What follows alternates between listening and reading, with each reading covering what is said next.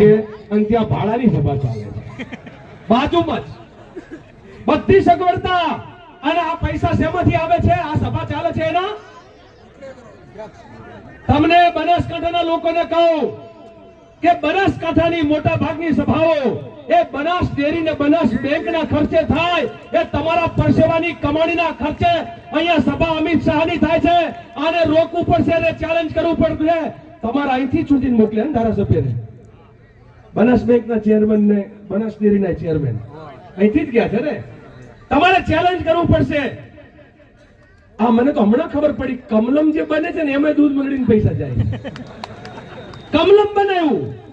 એટલે તમારે ભારતીય જનતા પાર્ટીના લોકો એસી માં જલસા કરવા અમારી બેન આખો દિવસ ઢોરની વાહન રખડે છાણવા સીધું કરે આખો દિવસ ખેતીમાં મજૂરી કરે અને મજૂરીના પરસેવાના કમાણીને તમે લોકો તમારા કમલમને ઉભા કરવા માટે તમારે એસી માં જલસા કરવા વાપરો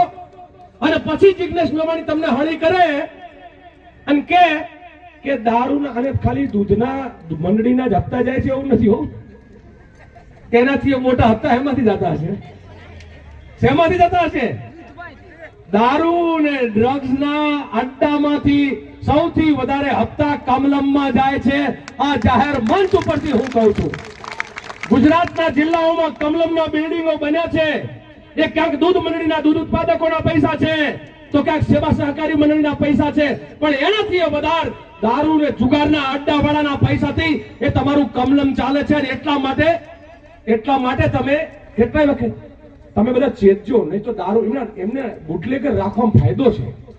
બુટલેગર એમને બે કામ કરી આપે હપ્તોય આપે